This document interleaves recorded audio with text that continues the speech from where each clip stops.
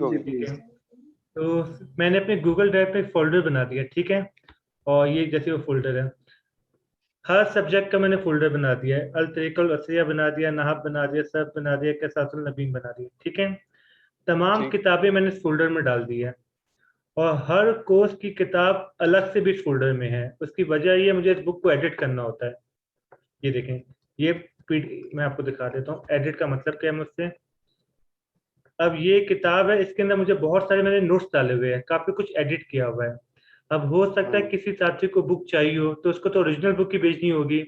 तो मेरे पास हर बुक के 2 वर्जन होते हैं। ये है फर्स्ट ईयर कोर्स बुक, इसमें ओरिजिनल बुक्स हैं, और जो मेरी बुक्स है वो सब एडिट होंगी। ये बात समझ में आ गई आपको? जी तो आप 2 फोल्डर बना लीजिएगा, जी जी। एक में ओरिजिनल बुक रख लीजिएगा, और एक अपना वर्जन जिसके अंदर आप नोट्स बना सकें, जिसको आप एडिट कर सकें। यहाँ तक क्लियर है? जी अब देखिए, मैंने हर कोर्स के ना, अब देखिए सर्फ कंटेंट है, जी इसका भी बिल्कुल। फुल नहाफ का भी बना लिया।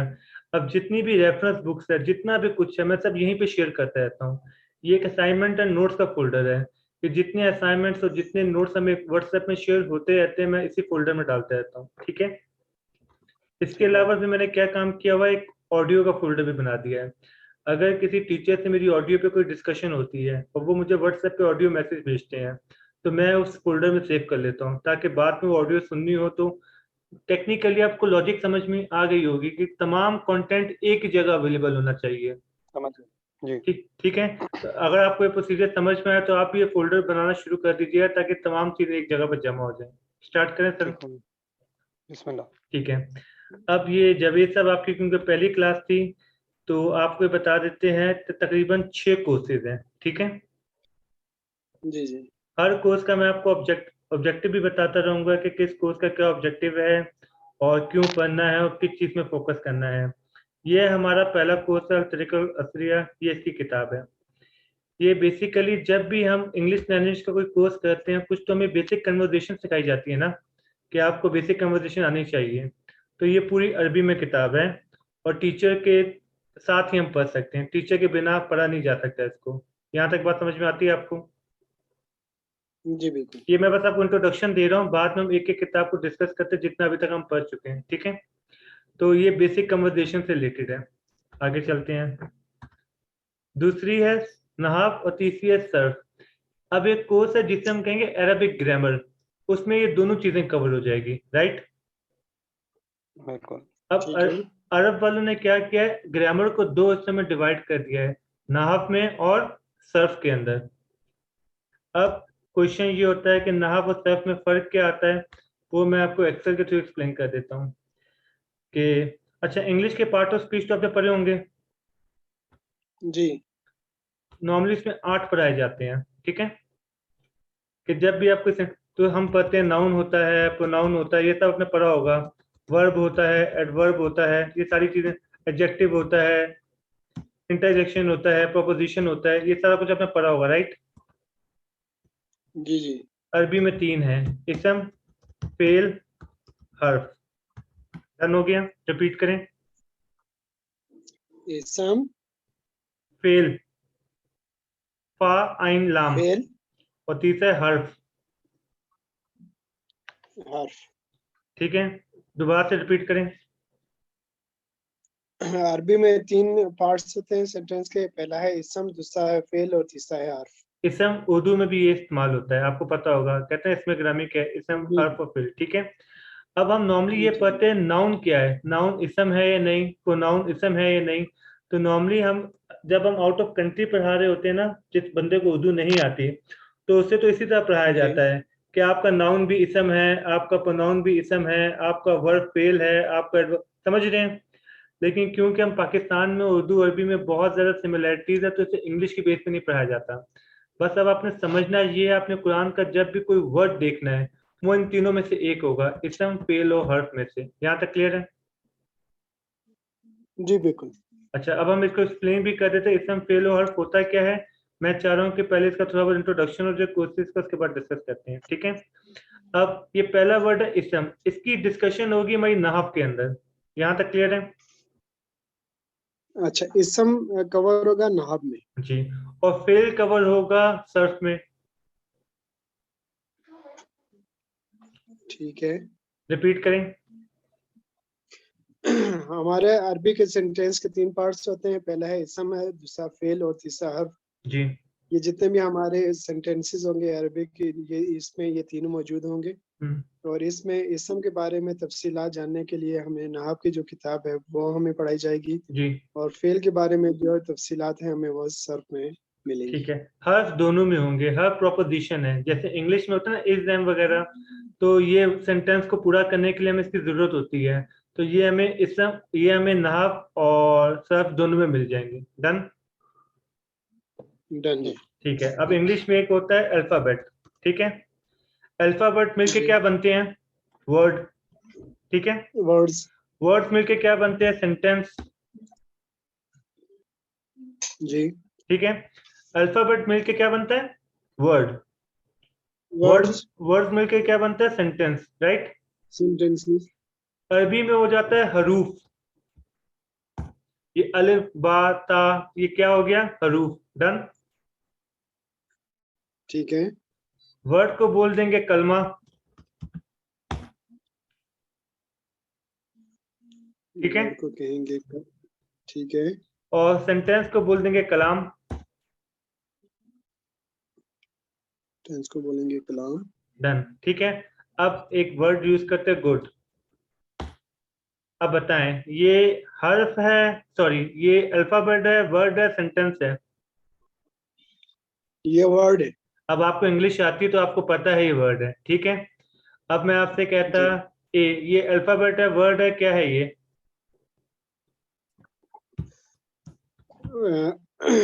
ये वर्ड है। ठीक है, अब ये मैंने सेंटेंस लिख दिया। राइट।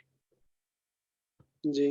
अरबी में एक अल्फाबेट को हम कहते हैं हर्फ, और एक से ज्यादा को कह देंगे हरूफ। ये बात तो आपको समझ में आ गई होगी। ठीक है जी।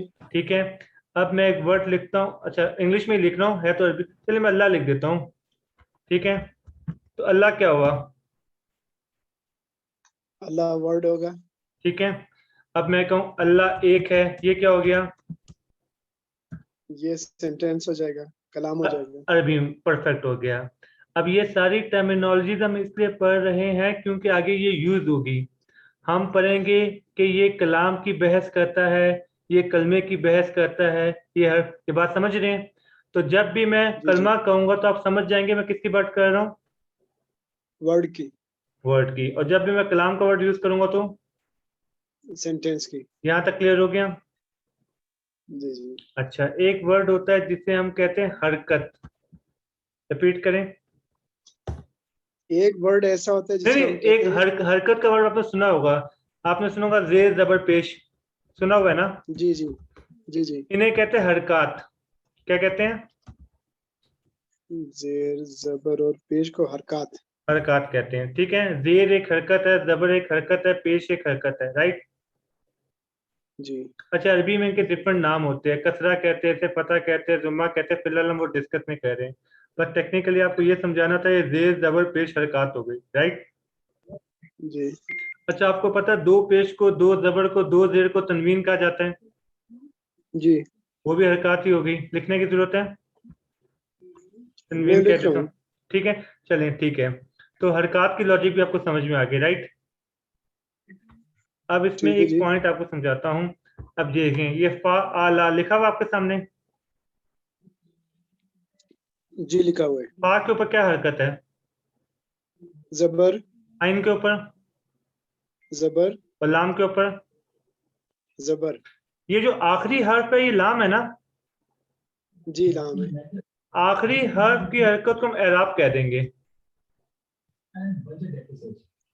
अच्छा। क्या कह देंगे? एराब। एराब, एराब कह देंगे। ठीक है। अच्छा, एराब और हरकत में हम फर्क कैसे करेंगे? जो शुरू के वो हर्फ है आखिरी। उस, हाँ, आखिरी हर्फ की हरकत को एराब कहेंगे। ठीक है, जी। यहाँ तक बात क्लियर हो गई? जी बिल्कुल क्लियर है। चलें आगे डिस्कस करते हैं। अब मैं आपसे पूछूं कि हरकत और एराब में फर्क क्या है, तो आप कहेंगे जो शुरू के हर्फ के ऊपर हरकत है उनको हरकत कहेंगे, जो आखिरी हर्फ की हरकत है उसको एराब कह देंगे। राइट। जी बिल्कुल है जी। अच्छा, एक वर्ड है मोहम्मद दुन, मोहम्मद दन, मोहम्मद दिन। तो आप नोट करें आखिरी हर्फ ही चेंज हो रहा है खाली, बाकी तो कुछ चेंज नहीं हो रहा। जी तो हम कहते हैं एराबी हालत बदल गई। ये बात समझ में आ गई आपको? जी। तो जब भी मैं कहूँ एराबी हालत बदल गई, तो शुरू के हर्फ की हरकत बदली होगी या आखिरी हर्फ की हरकत बदली होगी? आखिरी हरफ की। हाँ, ये बात समझनी है। ये बात समझ में आ गई आपको? तो अक्सर लोग जी कहते हैं इसकी एराबी हालत चेंज हो गई। तो एराबी हालत चेंज होने का मतलब है आखिरी हर्फ की हरकत चेंज हो जाएगी। यहाँ तक क्लियर है? जी बिल्कुल क्लियर है। ये एराब वाली टर्मिनोलॉजी क्लियर हो गई आपको? जी क्लियर हो गई। तो हमने हर्फ, हरूफ, हरकत, एराब, कलमा, कलाम ये सब कर लिया, राइट? जी अल्हम्दुलिल्लाह। अच्छा, वर्ड को क्या कहते हैं? कलमा, राइट? एक होता है मीनिंगफुल वर्ड, ठीक है? मीनिंगफुल वर्ड का मतलब जैसे किताब में एग्जांपल दी हुई है, जैसे आप कहते हैं चाय शाय हो जाए, या आप कहते हैं काम वाम, ठीक है? अब चाय के तो मतलब है, पर शाय का कोई मतलब नहीं है, राइट? ये मोहम्मद, एक सेकंड, मोहम्मद मजूम म्यूट कर दूं जी। तो चाय मीनिंगफुल वर्ड है और शाय मीनिंगफुल वर्ड नहीं है, राइट? नहीं। तो जो मीनिंगफुल नहीं होता उससे हम कह देंगे मोमल। जी कुरान में कोई भी मोमल वर्ड नहीं है, राइट? तो हमें इसको सीखने की जरूरत भी नहीं है, हमें सिर्फ कलमा सीखने की जरूरत है जो मीनिंगफुल वर्ड है।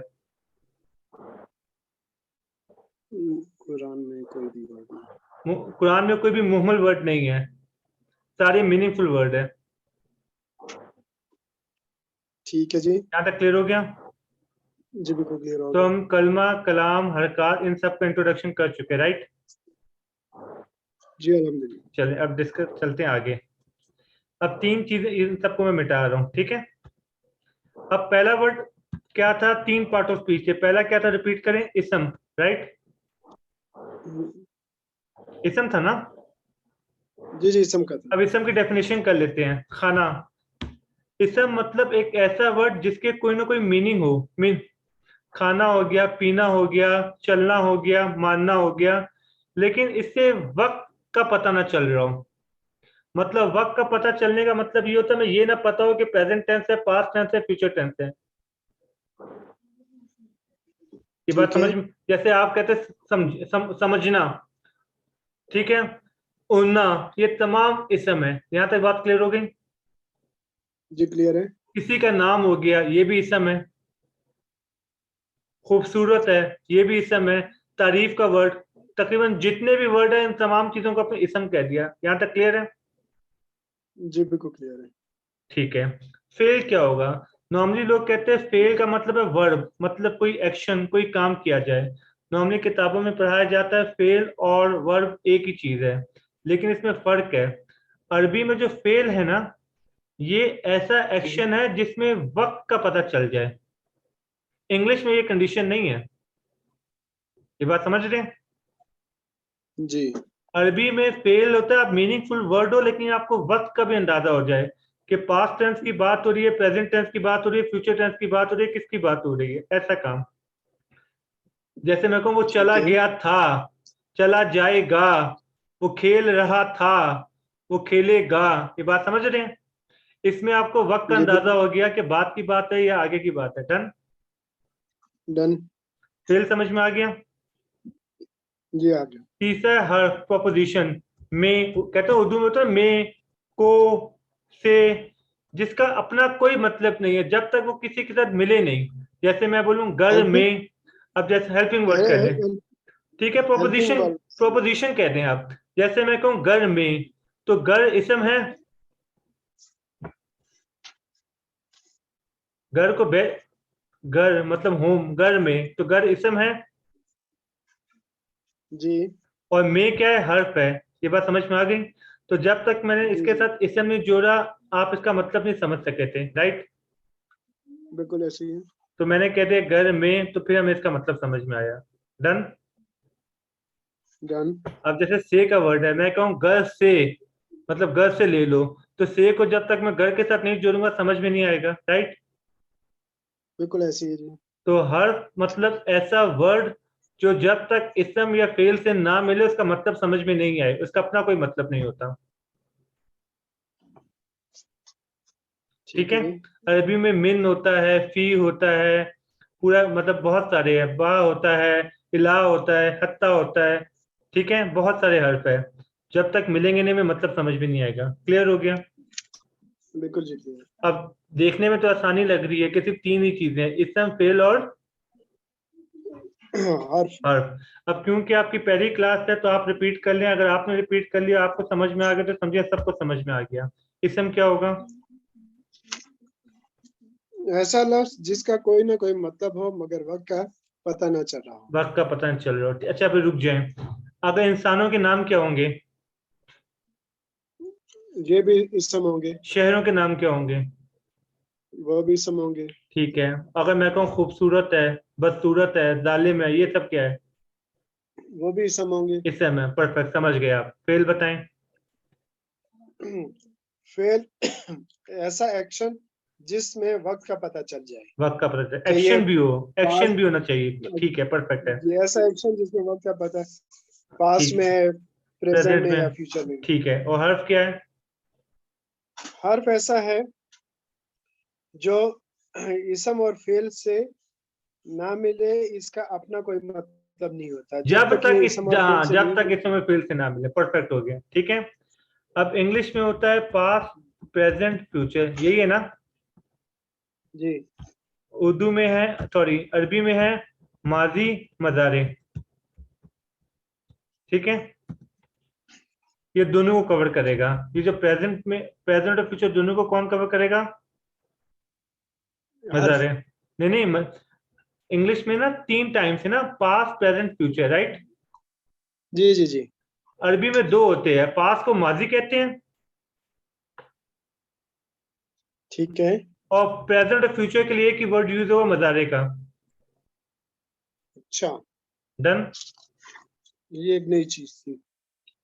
पास्ट को माजी। म- और प्रेजेंट और फ्यूचर को।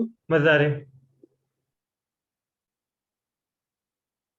ये मैं आपको मुजारे। उर्दू में लिखा हुआ दिखा दूंगा कि इंग्लिश में आप फिर प्रोनाउंस गलत कर देंगे। नहीं मैं नहीं भी मैं अब, मैं नहीं नहीं, थैंक यू उस्मान साहब, मैं ठीक है, कन्वर्ट कर रहा हूँ प्रिपरेशन। ठीक है। मेरे पास उर्दू में लिखा हुआ है, लेकिन मैं एक्सेल में मेरे पास उर्दू कीबोर्ड नहीं है, तो मुझे इंग्लिश में टाइप करना पड़ रहा है। ठीक है।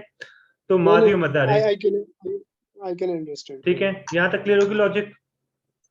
जी जी अल्हम्दुलिल्लाह। माजी और मजारे, डन। अच्छा, ये हमने इतनी सारी लंबी चौड़ी बहस क्यों की? उसकी वजह क्या थी?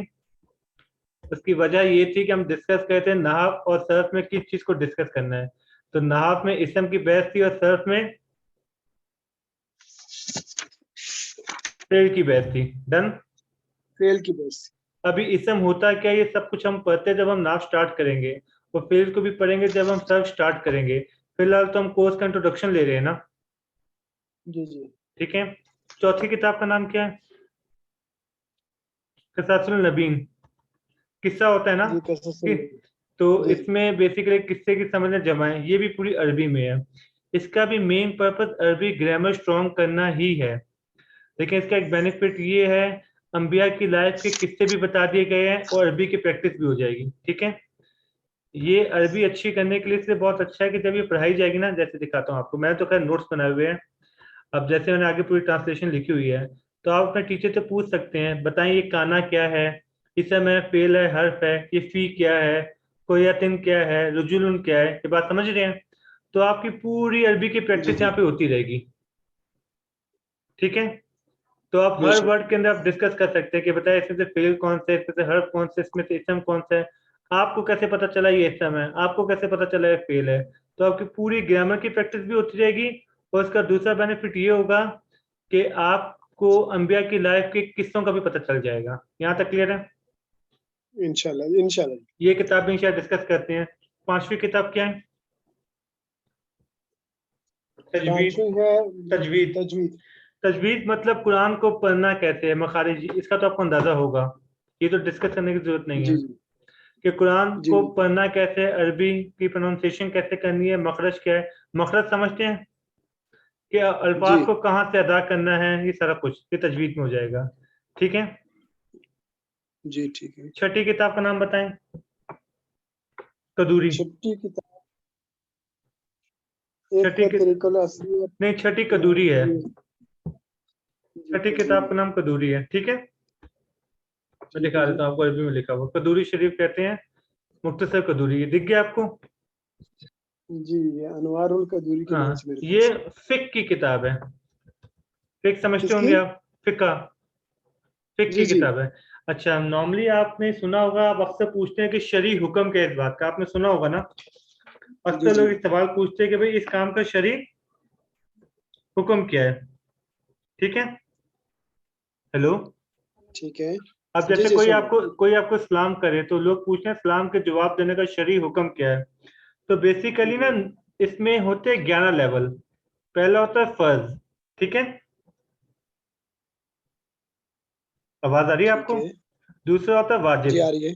जी ठीक है। जी तीसरा होता है सुन्नत जी मुक्कदा, जी ठीक है। चौथा आप बोलते हैं सुन्नत गैर मुक्कदा। जी। डन, कितने हो गए?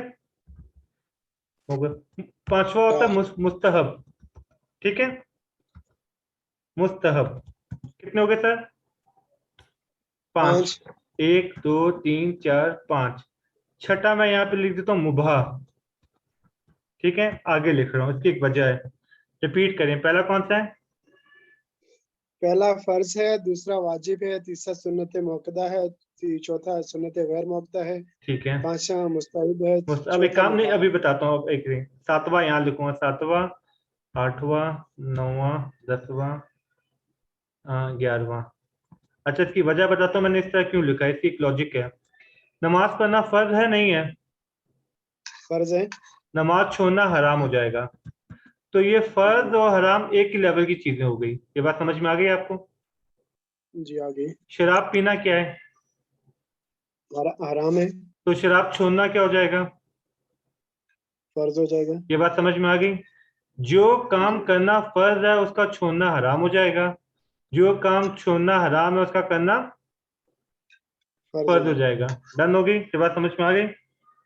जी आगे। अच्छा, जो वाजिब काम है उसका छोड़ना क्या हो जाएगा? गुनाह है। मकरूह तहरीमी, जी ठीक है, मकरूह, तेरी में। सही है। इसके बाद आ जाता है सुन्नत मुक्कदा, ठीक है। इसका आ जाता है इसात, इसका छोड़ना। गैर मुक्कदा में आ जाता है मकरूह तंजीही, मकरूह तंजीही। ये मैं नोट मत करता रहूं करें, साथ साथ। नहीं मैं आपको भेज दूंगा। ये अभी हमने स्टार्ट भी नहीं किया, बस मैं आपको कोर्स का इंट्रोडक्शन दे रहा हूँ। और मुस्तहब का खिलाफ जी हो गया जी खिलाफ उला। ये बात समझ में आ गई? जी जी ये कोर्स का मैं आपको इंट्रोडक्शन दे रहा हूँ, ये कोर्स अभी स्टार्ट होगा कल से। अभी तक ये क्लास इसकी शुरू। इंशाल्लाह। अब बस इसमें ये 11 लेवल हो गए। डन हो गया? जी हो गया। ये छठे में क्या था? मुबा, मुबा का मतलब क्या है? मुबाह। बिरयानी खाना सवाब है या गुनाह है? मुबाह, बिरयानी मुझे खाना, ज्यादा क्लियरिटी नहीं है। बिरयानी खाना सवाब है जी, गुनाह है? बिरयानी खाना जरूरत है, ना स्वाद कुछ है भी, ना गुनाह तो है। ये मुबा है, ठीक है। जी, पीला कलर पहनना सवाब है गुनाह है? जरूरत के तहत पहना जाए तो ना, बस कुछ भी नहीं है और ना, जरूरत कुछ नहीं भी तो नहीं है, कुछ भी नहीं। मुबा हो गया। ये बात समझ में आ गई आपको? जी जी तो मतलब ये सारे करने वाले काम है, ये सारे ना करने वाले काम है, बीच में मुबा आ गया। क्लियर हो गया? जी क्लियर है। कुछ किताबों में सिर्फ ये 6 दिए होते हैं, कहते हैं इसकी जरूरत नहीं है, लेकिन आपको समझाने के लिए मैंने 11 के 11 लिख दिए। डन। डन जी। अब जैसे आप कहते हैं सलाम में पहल करना क्या है, इसका शरई हुक्म क्या है, अगर आप किसी मुफ्ती से पूछेंगे ना, तो वो आपसे कहेगा कि भाई सलाम पहल करना सुन्नत है। वो कहेगा अच्छा सलाम का जवाब देना क्या है, वो कहेगा वाजिब है। ये बात समझ रहे हैं? अच्छा, आप पूछेंगे कि भाई सूद लेना कैसा है, तो इनमें से किसी एक कैटेगरी कुछ बताएंगे। ये बात समझ में आ गई? तो टेक्निकली जब आप किसी से पूछते हैं इसका शरई हुक्म क्या है, तो आप पूछते हैं 11 में से कहाँ फॉल करता है स्टोन भाई, वो। आपकी आवाज थोड़ी कट रही है, तो सिग्नल्स को देख लीजिएगा। मैं ये कह रहा हूँ कि जब आप किसी मुफ्ती से पूछते हैं ना कि इसका शरई हुक्म क्या है, तो टेक्निकली आप पूछते हैं इन 11 में से उसका हुक्म कहाँ पे फॉल करता है, राइट? हेलो, आवाज आई आपको? राइट। जी, आपका थोड़े से डिस्टॉर्शन थी, थोड़ा सा नेट के अब सिग्नल क्लियर का है? कोई मसला था। अब क्लियर है? जी जी जी, आप क्लियर है। तो ये फिक्र, ये बात समझ में आ गई कि जब भी आप किसी से शरई मसला पूछते हैं कि इसका शरई मसला क्या है, तो इसका मतलब है इन 11 में से उसका हुक्म कहाँ पे लगता है। जी, वो फिर हम उसको कैटेगराइज कर लेंगे कि क्या आपने है। आपको मुफ्ती आपको बता देगा, वो आपको कहे ये चीज वाजिब है, ये सुन्नत मौक़ूदा है, ये गैर मौक़ूदा है। अब जैसे मुफ्ती ने आपसे कहा कि ये चीज वाजिब है, तो अगर आप इसको नहीं करेंगे तो ये मकरूह तहरीमी हो जाएगा। ये बात समझ में आ गई? जी अगर मुफ्ती आपसे कहते हैं ये चीज फर्ज है, तो अगर आप वो नहीं करेंगे तो वो चीज हराम हो जाएगी। ये बात समझ में आ रही है आपको? जी जी, आ रही है। तो कदूरी में आपको ये सब पढ़ाया जाएगा। वुजू के फराइज क्या है, वुजू के वाजिबात क्या है, वुजू की सुन्नत क्या है, हज करने जाएंगे तो उसके फराइज क्या है, उसके वाजिबात क्या है। तो ये जितनी भी इबादात है, जितने भी मामलात हैं, उनके फिकही हुक्म क्या है, ये सब पढ़ाया जाएगा। इंशाल्लाह। ये बात समझ में आ गई आपको? जी, आ गई। मजे की बात ये पूरी किताब अरबी में है।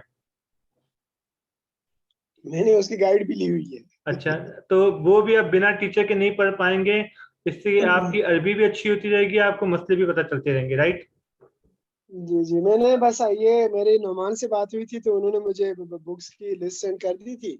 जी, तो अल्हम्दुलिल्लाह यहाँ पे हमारे पास कुतुब खाने हैं, तो मैं देखिए मैंने जा यहाँ कुछ पे नोट्स किताबें। डाल दिए। देखें, गाइड का मसला ये, फिर आपकी अरबी कभी अच्छी नहीं होगी, क्योंकि इंसान के पास जब एक आसानी होगी तो वो मुश्किल की साइड पे थोड़ी ना जाएगा। बात समझ रहे हैं? आपको पता है सॉफ्ट कॉपी सारी की सारी गूगल पे अवेलेबल है, हर बंदा डाउनलोड कर सकता है, एप्लीकेशन भी अवेलेबल है, सारी ट्रांसलेशन अवेलेबल है। पर इश्यू ये है, फिर आपकी कभी भी अरबी स्ट्रांग नहीं हो सकेगी, क्योंकि जब एक चीज आसानी में अवेलेबल है तो खामा खामा कोई इतनी जान क्यों मारेगा। ये बात समझ रहे हैं आप? तो जब आप खुद अच्छा, नोट्स पर, आपका कहना ये है कि अरबी वाली किताब पे मेहनत की जाए। हाँ, क्योंकि फिर आपकी अरबी अच्छी नहीं होगी। आप हमेशा ट्रांसलेशन पर डिपेंडेंट रहेंगे, हजारों ऐसी किताबें जिसकी ट्रांसलेशन अवेलेबल नहीं है, उस पर फिर क्या करेंगे? बात समझ रहे हैं? यहाँ पे इसका फायदा जी ये, आप फिक भी सीखते रहेंगे, साथ साथ आपकी अरबी भी अच्छी होती रहेगी। जैसे आप उनसे पूछ लेंगे भाई ये वर्ड यहाँ पे आपने ऐसा क्यों पढ़ा, ये वाली हरकत क्यों नहीं पढ़ी, ये वाली हरकत क्यों पढ़ी, तो आप जितनी भी अरबी ग्रामर नहाव सरफ में सीख रहे हैं उसका रिविजन भी हो रहा होगा, फिर कई मसाइल भी सीख रहे होंगे। टेक्निकली हर कोर्स में यही है। ये जैसे किताबुल नबीन है, इसमें आप अंबिया के किस्से भी पढ़ रहे होंगे और अरबी भी सीख रहे होंगे। ये बात समझ रहे हैं? जी जी तो हर कोर्स में अरबी में होने की वजह ये है कि चीज भी आती है, अरबी भी अच्छी होती रहे। इन 6 के 6 कोर्स का इंट्रोडक्शन हो गया सर। जी, हो गए। अब बेसिकली कोर्स रिवाइज करवाना है कि नहाफ में अब तक क्या पढ़ाया गया है, सर्फ में क्या पढ़ाया गया, बाकी कोर्सेज में पढ़ाया क्या गया है। इनमें से कोई क्वेश्चन है तो पूछें। नहीं जी, जज़ाकल्लाह, यहाँ तक तो काफी क्लियरिटी है। ठीक है। कदूरी, कदूरी में क्या होगा ये बात समझ में आ गई आपको? जी, ये फिक्का के बारे में फिर कई पढ़ाया मसाइल जाएगा। सारे बता जाएंगे। जैसे आपसे कहा जाता है जी ना वुजू के 4 फर्ज है कि ये करना जरूरी है। अच्छा, इसका बड़ा फायदा है। अगर आपको कोई एक गिलास पानी दे दे तो आपको पता होगा कि कम पानी से वुजू क्या करने, क्या क्या प्राइस है, क्या क्या मैंडेटरी है। इसी तरह जब आप उम्रा और हज करने जाएंगे तो आपको मिनिमम पता होना चाहिए कि मिनिमम रिक्वायरमेंट क्या है। तो हर इबादत में ये होता है कि ये प्राइस है, ये वाजिबात है, ये सुन्नत है। तो उसमें आपको ब्रेकअप मिल जाएगा कि अच्छा ये तो मैंडेटरी है, इसके बिना तो इबादत कबूल ही नहीं होगी। लॉजिक समझ रहे हैं? जैसे जब आपको नमाज के मसाइल पढ़ाए जाएंगे तो आपसे कहा जाएगा ये फराइज है, मिस हो गया नमाज ही नहीं हुई। ये वाजिबात है, ये मिस हो गया आपको सज्जा शुरू करना पड़ेगा। ये सुन्नत है, ये मिस हो गया सवाब में कमी है लेकिन नमाज दुरानी नहीं पड़ेगी। इसी तरह जब आप उम्रे पे जाएंगे तो आपको बताएंगे ये फराइज है, ये मिस हो गया उम्रा ही नहीं हुआ। ये वाजिबात है, ये मिस हो गया आपको दम देना पड़ेगा, दम समझते हैं ना आप, कुर्बानी देनी पड़ेगी। ये जी सुन्नत जी है, जी जी। इसमें सवाब कम होगा। तो ये सब सीखने का फायदा ये है कि हमें पता चल जाता है कि कब नमाज दुरानी है, कब सजदा सो से काम चल जाएगा, कब ऐसा उम्रा कबूल नहीं हुआ, किस में दम देने से काम चल जाएगा। बात समझ रहे हैं? तो मेरा तो फेवरेट कोर्स है खैर जी, एक तरह का। तो बेसिकली सारे अच्छा कई मसाइल वहीं पे सिखाए लगे। जाएंगे। क्लियर हो गया सर? बाकी जो 8 मेंबर उनमें से किसी का क्वेश्चन है या फिर नेक्स्ट टॉपिक पे आ जाए? मेरी तरफ से तो कोई क्वेश्चन नहीं, अल्हम्दुलिल्लाह बहुत अच्छा सिखा रहे हैं आप, क्योंकि मैं भी पहले दिन से क्लास ले रहा हूँ, मेरे चलो रिवाइज हो जाएगी। माशाल्लाह, कीप इट कंटिन्यू यार। ठीक है, किसी का भी कोई क्वेश्चन नहीं है? नहीं जी। सर मेरी एक सजेशन थी जी जी बेसिकली। सर एक्चुअली बहुत अच्छा जा रहे हैं, बस मैं ये कह रहा था कि आज जो जितना हमने पढ़ा है जी। तो उसको काइंडली क्विकली एक दफा स्किम कर लीजिएगा, सर इसके क्योंकि हमें समझ अगली नहीं वीडियो में, अगली वीडियो में यही कर रहा हूँ सर। एक्चुअली मेरे पास जूम है फ्री वाला, ये 40 मिनट के बाद बंद हो जाता है, अभी 2 मिनट पर ये बंद हो जाएगा। जो नेक्स्ट मीटिंग होगी ना, ठीक। उसमें मैं पूरा नहाब रिपीट करवा दूंगा, उससे नेक्स्ट मीटिंग में पूरा तो, सर्फ मैं रिपीट करवा दूंगा। तो एक्चुअली इसका तो वजह आज ये, ही तो गए कल। जैसे आप बोले मैं तो आज भी करवा सकता हूँ, जैसे आपको आसानी हो। बाकी ये तमाम वीडियोस मैं यूट्यूब पे अपलोड कर दूंगा, तो जिसकी मिस हो जाएगी उसको मैं लिंक अच्छा शेयर कर दूंगा। भाई अगर आपके पास टाइम भाई हो तो यूट्यूब जस्ट पे अपलोड नहीं करना, एक मिनट भाई मैं आपकी बात काट रहा हूँ, 10-15 मिनट्स में। यूट्यूब पे अपलोड ना करना, ठीक है।